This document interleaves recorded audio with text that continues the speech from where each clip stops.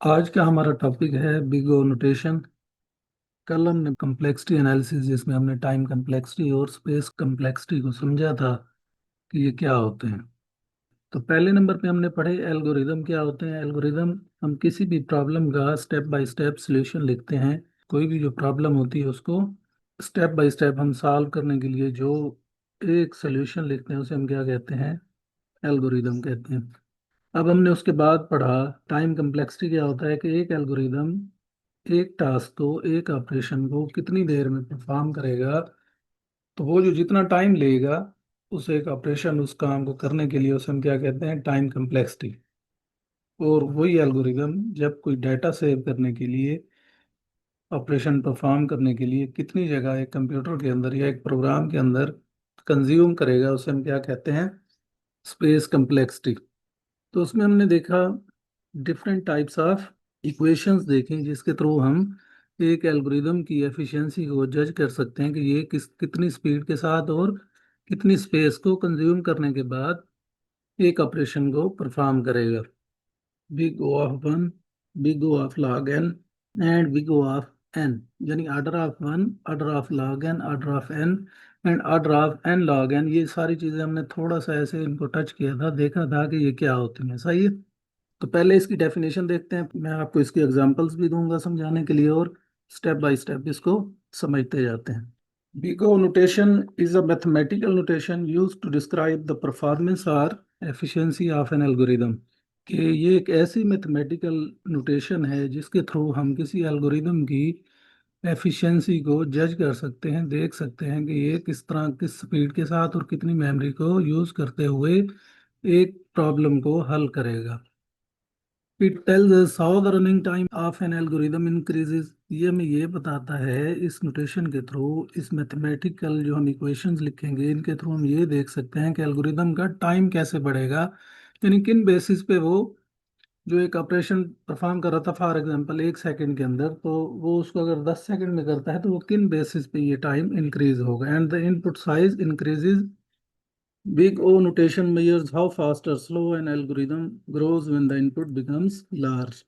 Big O notation हमें ये बताता है कि जब number of inputs, number of elements, या हम जो इनपुट के तौर पर उसको एलिमेंट्स दे रहे हैं उनकी तादाद बढ़ाते हैं तो किस तरह एक एल्गोरिदम फास्ट या स्लो काम करेगा। When analyzing algorithms, we are not concerned with the exact running time। जब हम कोई एल्गोरिदम चलाते हैं, एल्गोरिदम को रन करते हैं, एग्जीक्यूट करते हैं, तो हमारा इससे कोई कंसर्न नहीं, सरोकार नहीं कि वो एग्जैक्टली कितना टाइम लेगा। हम एक जजमेंट लेते हैं उससे, यहाँ ये राउंड अबाउट इतना टाइम लेगा, या इससे ज़्यादा भी ले सकता है या इससे कम भी टाइम ले सकता है, जो कि हम मैयर करने की कोशिश करते हैं उसको। एग्जैक्टली तो हम नहीं बता सकते कि एक एल्गोरिदम कितना टाइम लेगा, लेकिन हम ये बता सकते हैं कि ये मिनिमम टाइम कितना लेगा और मैक्सिमम टाइम कितना लेगा। सही है। सेकंड्स और मिली सेकंड्स, या तो वो सेकंड्स में हो सकता है टाइम या मिली सेकंड में। Instead we study how the running time grows with input size. जबकि हम साथ साथ ये भी देखते हैं कि रनिंग टाइम किस तरह ग्रो होगा इनपुट साइज के अंदर। मीन कि जितने नंबर ऑफ इनपुट्स हम बढ़ाते जाएंगे उसका टाइम किन बुनियादों पे, किन बेसिस पे बढ़ेगा या कम होगा या किस तरह काम करेगा, वो इसी में हम समझेंगे इस चीज़ को। सही है। Big O notation helps to compare algorithms. For example हमारे पास एक नहीं 5 एल्गोरिदम हैं, तो उनको आपस में कंपेयर करने के लिए हम बिगो नोटेशन का यूज़ करते हैं कि कौन सा एल्गोरिदम एफिशिएंट है और कौन सा स्लो है, यानी कौन सा गुड और कौन सा बैड काम करेगा। तो हम उस बेसिस पे वो एल्गोरिदम चूज करेंगे जो कि हमारे काम के लिए, हमारे टास्क को परफॉर्म करने के लिए एफिशिएंट होगा। भाई यार एफिशिएंसी, हम इसमें ये देखते हैं कि एक एल्गोरिदम की एफिशिएंसी क्या होगी। Predict performance of far large inputs, हम ये भी देखते हैं कि अगर हम बड़े नंबर ऑफ इनपुट्स देते हैं तो उसमें उसकी परफॉर्मेंस क्या होगी, काम किस तरह करेगा। If an algorithm needs to check every element in a list, अगर तो एक एल्गोरिदम एक एक एलिमेंट को लिस्ट के अंदर चेक करता है, जैसे कि हमने देखा था लीनियर सर्च के अंदर वन बाय वन वो हर आइटम को चेक कर रहा था, तो उससे क्या होगा, the running time increases as the list grows. जैसे ही हम उसकी लिस्ट को बढ़ाते जाएंगे तो क्या होगा, रनिंग टाइम भी उस एल्गोरिदम का बढ़ता जाएगा। This is represented as big O of n mean order of n, where number of elements क्या होंगे, n is equal to number of elements. यहाँ पे एक एग्जांपल लेते हैं जी लीनियर सर्च की। लीनियर सर्च में हम क्या करते हैं, फॉर एग्जांपल हमारे पास नंबर्स हैं जी 1, 98, 77, 56, 44, सो ऑन, ऐसे ही आप 44, 15, 20 नंबर्स की ना एक लिस्ट ले लें, सही है। हमने इसमें से ढूंढना है नंबर 76, जो कि लिस्ट के एंड पे दिया हुआ है। तो क्या होगा अब, एक एल्गोरिदम लीनियर सर्च के थ्रू इस नंबर को कैसे ढूंढेगा, पहले वो दो नंबर्स को कंपेयर करेगा, 1 एंड 98 को उसको नंबर नहीं मिला, फिर उसने 98 एंड 75, 77 इनको कंपेयर किया, नंबर नहीं मिला। लूप के थ्रू जैसे काम करते हैं हम, लूप में भी तो यही होता है ना कि लूप के अंदर हम वन बाय वन चीज़ों को सर्च करते हैं, चेक करते हैं। अब लीनियर सर्च में भी क्या होगा, ये कंपेयर करेगा दो नंबर्स को, नंबर नंबर नहीं मिला, फिर नेक्स्ट सो ऑन, ऐसे ही चलते चलते नंबर पड़ा है जी हमारे पास कहाँ पे, एंड में, लिस्ट के एंड में। तो इसमें क्या होगा, अब जितने नंबर ऑफ एलिमेंट्स ज्यादा होंगे इसमें, तो उतना ही वो एल्गोरिदम इस नंबर को ढूंढने में टाइम ज्यादा लगाएगा। तो इसको क्या कहते हैं, बिग ओ ऑफ एन, कि जहाँ पे नंबर ऑफ एलिमेंट्स पे डिपेंड करता है एल्गोरिदम का टाइम मीन उसकी स्पीड, सही है। चलें जी, इस कंसेप्ट को ना थोड़ा समझते हैं कि एग्जैक्ट टाइम, रनिंग टाइम क्या होता है और ये ग्रो कैसे करता है। मैं आपको यहाँ पे एक एग्जांपल देता हूँ। फॉर एग्जांपल हम, एक कार है, उसको हमने पेंट कराना है। हम एक कारीगर के पास जाते हैं, एक जो पेंट करता है कारों को, हम उसके पास जाते हैं, हम उससे कहते हैं कि जी ये मैंने कार पेंट करानी है, A to Z मुकम्मल है, अपने इसको नया बना देना है जी, सही है। तो मुझे बताएं कि इस पे कितना खर्चा आएगा। पेंटर क्या करता है, मुझे कहता है जी इस पे खर्चा आएगा आपका 100K फॉर एग्जाम्पल, सही है। कारीगर कहता है जी आपका इस पे 100K खर्चा आएगा। मैं देखता हूँ कि हाँ जी, ये तो मुझे इसने ना एग्जैक्ट एक अमाउंट बता दी कि इस अमाउंट पे ये कार पेंट हो जाएगी, तो ये तो मेरे लिए सही है, ये आइडियल है, ये सही है, इतने पैसों में अगर हो जाए काम तो सही है। लेकिन मैं उससे कहता हूँ कि यार अगर तो इससे ज़्यादा या कम लगे तो, फिर पेंटर सोचता है थोड़ी देर, वो कहता है कि नहीं नहीं, इसमें ये है, अगर आपके इससे मैक्सिमम पैसे भी लगे ना, वो होंगे 125K, इससे ज़्यादा आपके पैसे नहीं लगने, सही है। मैं कहता हूँ यार 100K थोड़ा ज़्यादा है, तो कम में काम नहीं हो सकता। वो कहता है कि हाँ, इसकी मिनिमम रेंज भी है जो कि 75K है। 75K इसकी मिनिमम पैसे हैं जो लगने हैं, फिर पेंट होगा, अदरवाइज इससे कम में काम नहीं हो सकता, सही है। ये जो जो उसने 100K बताया, ये एग्जैक्ट उसने बताए थे पहले, जो सोचे समझे बगैर उसने बाकी चीज़ों को नहीं देखा, फॉर एग्जाम्पल तो उसने कह दिया कि जी 100K में आपका ये काम हो जाएगा। फिर उसने जो चीज़ें देखी उनकी बुनियाद पे वो कहता है कि नहीं जी, इसमें 125K तक मैक्सिमम खर्चा आ सकता है, सही है। तो ये जो उसने हमें मैक्सिमम वैल्यू बताई, इसे हम क्या कहते हैं, अपर बाउंड, सही है। और ये जो हमें उसने एग्जैक्ट बताई थी, इसे हम क्या कहते हैं, एग्जैक्ट वैल्यू बताई थी, इसे एग्जैक्ट या एवरेज बाउंड कहते हैं, सही है। एक एल्गोरिदम भी। और ये हमारे पास है जी लोअर बाउंड,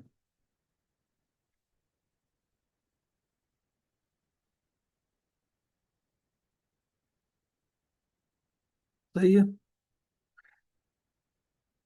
बात यहाँ तक समझ आ गई।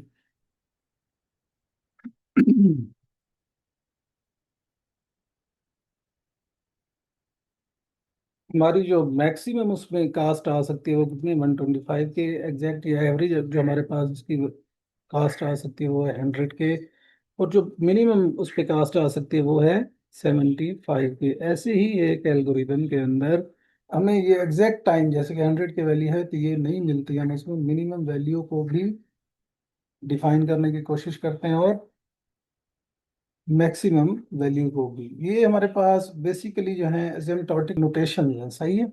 थोड़ा सा इसको मजीद एक और चीज़ मैं आपको समझाता हूँ, फिर इन चीज़ों को क्लियर करते हैं। Asymptotic notation, big O notation किसका पार्ट है? एसिम्प्टोटिक नोटेशंस का, सही है। तो इसमें क्या होती है, हमारे पास थ्री टाइप्स ऑफ नोटेशन है। पहली है जी बिग ओ नोटेशन,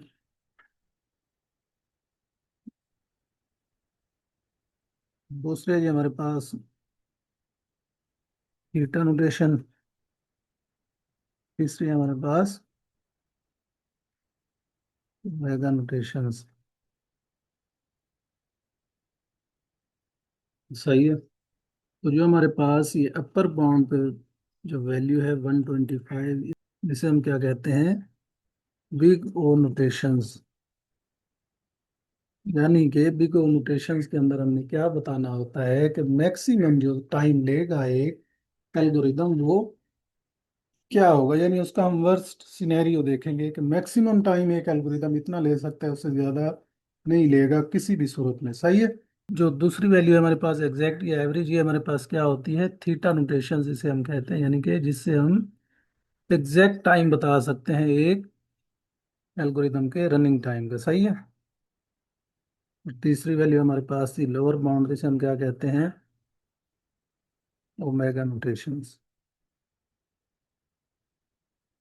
मेरे ख्याल से आपको ये चीज़ें समझ आ गई होंगी। तो हम डिस्कस कर रहे हैं, हम इस एक इक्वेशन को देखते हैं, बिग ओ नोटेशन को आज देख रहे हैं, जिसके थ्रू हम क्या निकालते हैं, एक वर्स्ट सिनेरियो के अंदर मैक्सिमम टाइम एक एल्गोरिदम रन होने में, एग्जीक्यूट होने में कितना टाइम या स्पेस लेगा, हम उसको डिस्कस करने जा रहे हैं। यहाँ तक क्लियर जी चीज़ें?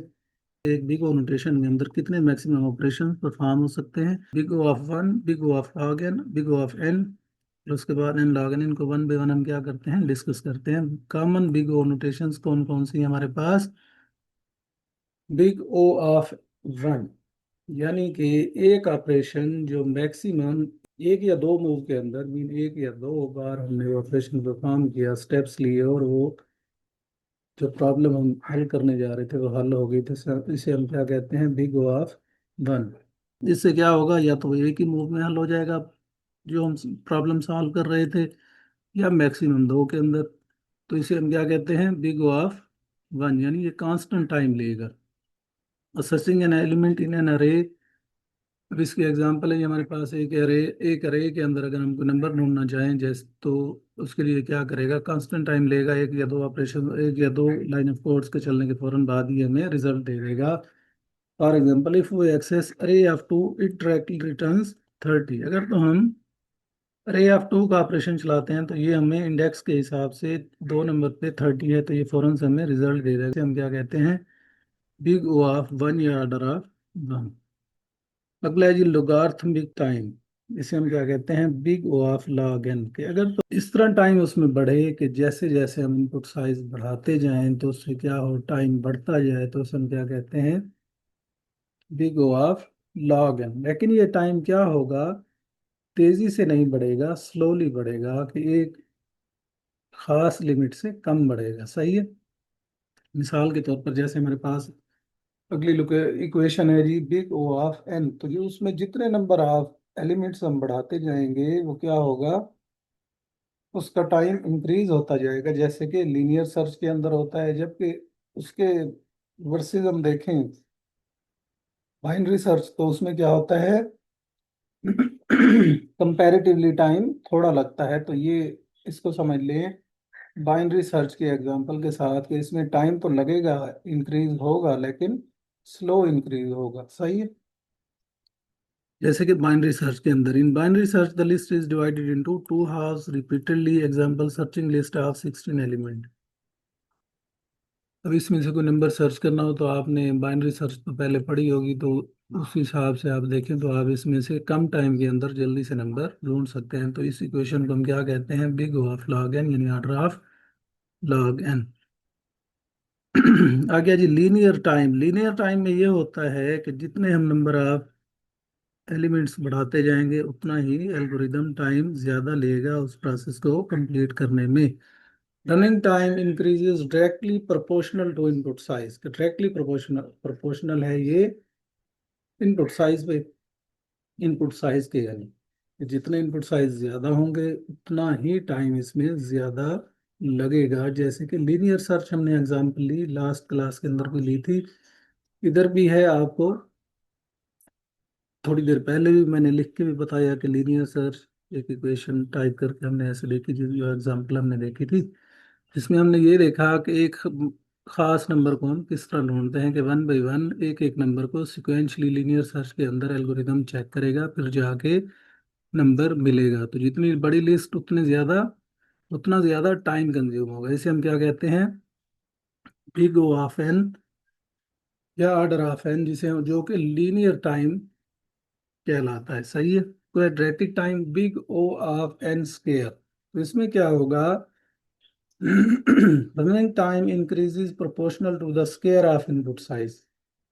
सही है। अब इसमें जो टाइम बढ़ेगा, जो इनपुट साइज हम देंगे उससे डबल टाइम बढ़ना है। सही है। जैसे कि नेस्टेड लूप्स के अंदर होता है, नेस्टेड लूप्स आपने पढ़ी होंगी। सही है। तो इसमें अब टाइम ज्यादा लगता है। जैसे मैंने आपको कल एग्जांपल भी दी थी कि आप साइकिल पे जैसे जा रहे हो और या पैदल रेस कर रहे हो, इस तरह की आपको एग्जांपल दे के समझाया था। जो उसमें क्या होता है, आप रास्ते में एक दो स्टॉप ले लेते हैं, लेकिन रुक रुक के रेस लगाते हैं, तो उससे क्या होगा, आप टाइम बढ़ जाएगा। इसमें ऐसे ही जैसे कि नेस्टेड लूप में टाइम बढ़ता है, तो इसमें टाइम डबल लगेगा। सही है। एल्गोरिदम एग्जांपल्स हैं, ये आप देख लेना। ये जी हमारे पास इसकी डायग्राम के थ्रू समझाया गया है, ये भी आप देख लेना। तो इसमें अब क्या होगा, big O of one fastest हमारे पास क्या है जी, एक नोटेशन है या एक एल्गोरिदम है, जिसके थ्रू हम इसमें बेस्ट, अब हमारे पास जो गुड एग्जांपल होगी वो बिग ओ ऑफ वन होगा, जो कि फास्टेस्ट है। जबकि big O of n square slow है, ये बैड एल्गोरिदम होगा जो इस पे अप्लाई होगा, या इसके थ्रू जो जिसको हम मेजर कर सकते हैं। ये स्लो और लार्ज इनपुट्स के लिए यूज होता है। सही है।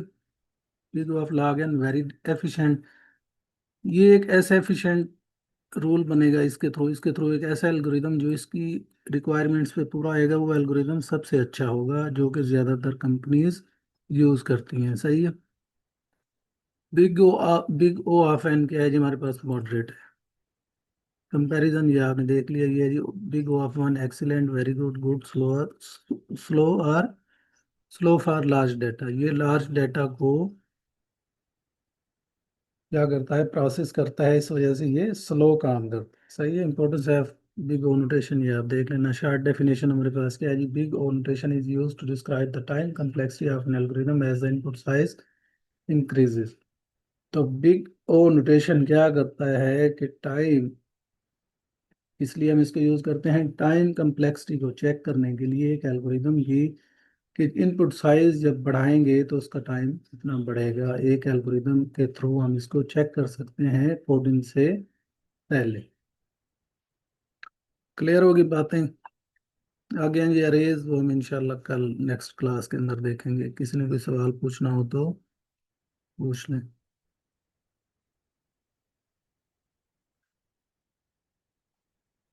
अगर तो कल की क्लास आपने ली थी, तो उसमें हमने ये सारी चीज़ें काफ़ी डिटेल के साथ पढ़ी थी। हाँ जी, किसी ने पूछना है कोई सवाल। और ये समझ आई आई हैं चीज़ें कि नहीं आई।